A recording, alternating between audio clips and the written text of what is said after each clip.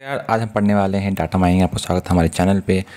तो यार पढ़ते हैं हम डाटा माइनिंग। ठीक है, तो इसमें डाटा माइनिंग में होता क्या है, ठीक है, क्या क्या चीज़ें होती हैं, इसके पर्पज़ क्या होते हैं और कैसे वर्क करता है वो देखते हैं। तो डाटा माइनिंग क्या है, अगर सिंपल भाषा में कहें, एग्ज़ाम हम पढ़ रहे हैं, अगर एग्ज़ाम पर्सपेक्टिव से, ठीक है, शॉर्ट में हम देखेंगे जो चीज़ें हैं उनको बाकी हम वहाँ पर एग्ज़ाम में फैला सकते हैं। ठीक है, ऐसा नहीं कि हम पूरा थ्योरी पढ़ेंगे लंबा चौड़ा, शॉर्ट में जो चीज़ें हैं उसको हम पढ़ने की कोशिश करेंगे ताकि हम वहाँ पर जो भी यहाँ से पढ़ के हम ले जाएँ उसको वहाँ पर हम आराम से लिख सकें। ठीक है, तो डाटा माइनिंग क्या है कि ये प्रोसेस है, ठीक है, जिसके द्वारा आप पैटर्न फाइंड करते हो, ठीक है, बाय फिल्टरिंग डाटा। ठीक है, आपने डाटा को फिल्टर किया और आपने पैटर्न फाइंड किया कि अगर ये जो डाटा मिल रहे हैं नहीं मिल रहे। फॉर एग्जांपल के लिए 1 के बाद 2 आएगा और 1 2 3 4 जैसे कि एक नेचुरल नंबर है, ठीक है, आपको पता है कि 1 के बाद 2 ही आएगा और 5 या 6 आएगा, तो आप क्या कर रहे हो, पैटर्न फाइंड कर रहे हो डाटा माइनिंग में। ठीक है, दूसरा, do to find valuable information hidden in large volume of data. ठीक है, आप जो भी वैल्यूबल इंफॉर्मेशन है उसको पता कर रहे हो, ठीक है, जो भी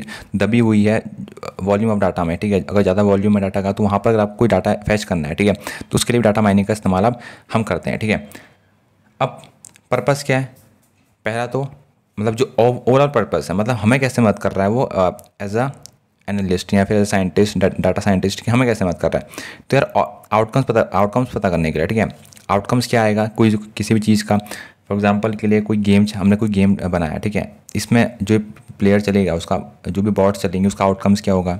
या फिर फॉर एग्जांपल के लिए यूट्यूब जो एल्गोरिथम लगाता है, ठीक है, तो अब वो एल्गोरिथम लगाने के लिए भी आप पहले डाटा माइन करना पड़ेगा, डाटा वहाँ से फैच करना पड़ेगा, जो यूज़र के डाटा हैं कि वो कहाँ कहाँ जा रहा है। ठीक है, उसके बाद उसको उसमें जो भी क्वेरीज हैं वो लगा के आप पता लगाओगे या फिर एनालाइज करके आप पता लगाओगे कि कौन से ऑडियंस को टारगेट करना है और कहाँ पर टारगेट करना है, वो क्या क्या चीज़ देख रहा है। तो उसमें भी डाटा माइनिंग का बहुत बड़ा कॉन्सेप्ट है, बहुत बड़ा इस्तेमाल है। ठीक है, हर फील्ड में जहाँ पर भी डाटा है वहाँ पर डाटा माइनिंग पक्का होगी, और जहाँ भी डाटा माइनिंग होगी वहाँ पर ऑडियंस को पक्का टारगेट किया जाएगा, क्योंकि डाटा आप बिजनेस के लिए बेफालतू में तो करोगे नहीं। डाटा माइन करने का ओवरऑल पर्पज़ तो यही है कि किसी तरह हम अपने सिस्टम को और इंटरेक्टिव या फिर और अट्रैक्टिव बना सकें ताकि ऑडियंस को ज़्यादा ईजिली हम उसको ट्रैप कर सकें। वैसे ये वर्ड ट्रैप सही नहीं है, लेकिन ओवरऑल अगर देखा जाए पर्सपेक्टिव से तो ट्रैप ही तो कर रहे हैं। आप ज़्यादा देर तक वहाँ इंगेज रहो यूट्यूब में, वही तो चाहता है कंपनी भी। ठीक है, और जितना भी इंगेज रहोगे, जितना भी ऐड उनका देखते रहोगे, जितना आप वीडियो देखते रहोगे उतना उनके ऐड आपको सीन होंगे, और जितना ऐड सीन होंगे उतना आप जो भी चीज़ के ऐड है, मान लीजिए कोई ड्रेस का ऐड है या फिर कोई बुक का ऐड है या कोई गेम का ऐड है, तो उतना वो आप गेम आपको दिया, कोई मूवी का ऐड, तो उतना मूवी देखना चाहोगे, उतना आप गेम देखना चाहोगे, और जितना आप गेम देखोगे मूवी देखोगे उतना आप एंटरटेनमेंट और ट्रैप होते जाओगे। तो ये एक सर्किल है पूरा। ठीक है, फिर आप यूट्यूब में आओगे, फिर वीडियो देखोगे, फिर ट्रैप होगे, तो ये पूरा सर्किल है। ठीक है, तो डाटा माइनिंग इस उद्देश्य से भी हो सकती है। ठीक है, और बहुत सारे इसके अच्छे यूज़ भी हो सकते हैं। ज़रूरी नहीं है कि आप गलत चीज़ें ही डाटा माइनिंग से की जाए, बहुत सही यूज़ भी हैं। ठीक है, तो वो तो अलग टॉपिक हो गया।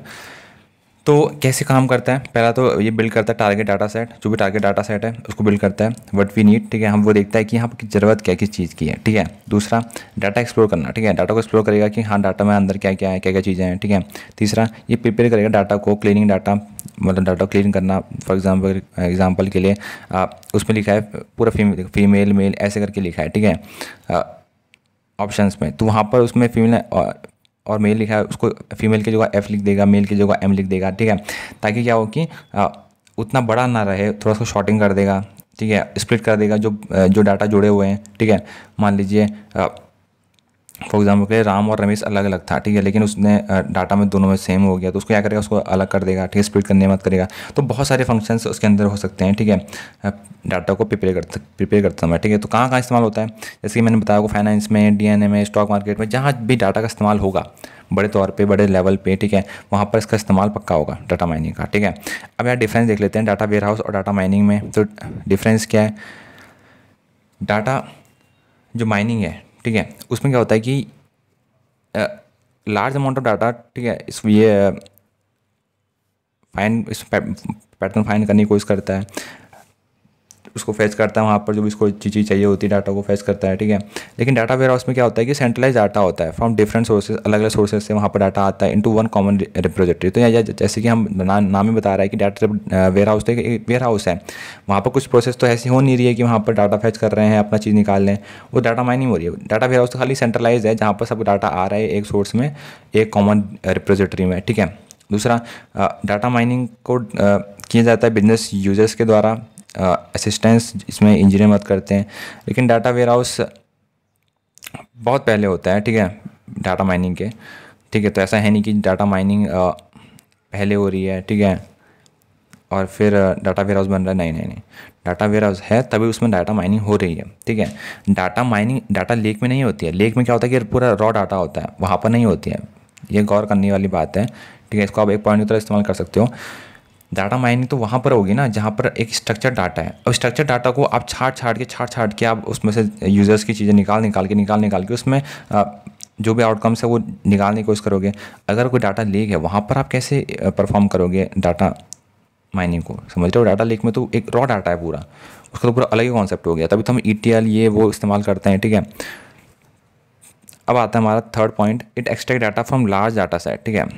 डाटा माइनिंग लार्ज जो डाटा सेट होता है वहाँ से भी एक्सट्रैक्ट करता है, लेकिन डाटा वेयर हाउस में क्या होता है कि it all pool data at one place, ये खाली एक जगह इकट्ठा करने का काम करता है डाटा वेयर हाउस। और चौथा, not always 100% accurate, data mining हमेशा 100% एक्यूरेट नहीं होती है, कभी कभी जो डाटा आपने फेच किया वो इनएक्यूरेट भी होती है। लेकिन डाटा वेयर हाउस में क्या है कि हियर ऑल डाटा लॉस, इसमें कमी क्या है कि यहाँ सब डाटा लॉस हो जाता है डाटा वेयर हाउस में, ठीक है। सब नहीं, मतलब बहुत सारे डाटा इसमें लॉस हो जाते हैं वेयर हाउस में रखते समय, तो ये भी इसकी एक इनएफिशिएंसी है, ठीक है। तो इसका डायग्राम है, ठीक है, जैसे कि आप देख सकते हो। सबसे नीचे से शुरू करते हैं, ठीक है। तो यार टूल्स के नाम लिखिए इसमें, जैसे सैस, रैटल, ऑरेंज, ठीक है, आप एग्जांपल में लिख सकते हो। तो यार सबसे नीचे देखो यहाँ पर क्या है, ठीक है, वो देख लेते हैं ज़रा। तो यार नीचे ये आपको दिखा रहा है, ठीक है, ये है आपका www, ठीक है। ये मान लीजिए कोई फाइल्स हैं, फ्लैट फाइल्स हैं, ठीक है। और ये डाटाबेस हो गया आपका, ये डाटा वेयर हाउस हो गया आपका, और ये जो दूसरी रिपोजिटरीज हैं वो यहाँ पर हो गई, ठीक हो गया। अब इसके बाद जैसे डाटा यहाँ पर आया, ऊपर गया, तो क्या हुआ, डाटा क्लीनिंग हुआ, इंटीग्रेशन को साथ में रखना हो गया, सिलेक्शन हो गया, तो नॉइज़ हटाने में सब कुछ आ गया, समझ रहे हो ना। और फिर क्या, फिर ये कहाँ चले गया, सीधा फिर चले गया डाटाबेस और डाटा वेयर हाउस सर्वर में। डाटाबेस और डाटा वेयर हाउस सर्वर में क्या होगा, इसमें जो बाकी जो ऑपरेशन है वो परफॉर्म होंगे, ठीक है। उसके बाद फिर सीधा कहाँ गया, डाटा माइनिंग इंजन में चले गया, यहाँ पर जो भी डाटा माइन होना है वहाँ पर होगा, ठीक है।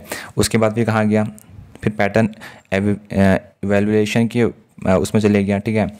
देन उसके बाद जो GUI अपना ग्राफिकल यूज़र इंटरफेस है वहाँ चले गया, ठीक है, जो भी यूज़र को दिखना है वहाँ पर चले गया।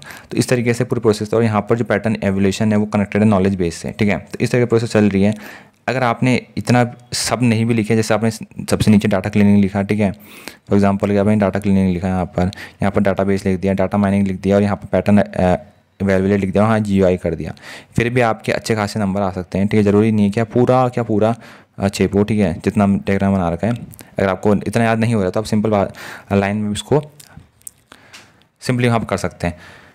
तो यार इतनी वीडियो थी, अगर आपको पसंद आई हो तो लाइक की, सब्सक्राइब कीजिए चैनल को, और बहुत सारे वीडियो आपको प्लेलिस्ट में मिल जाएंगी। और कुछ क्वेरीज हैं तो कमेंट सेक्शन पे आप कमेंट कर सकते हैं। Thank you.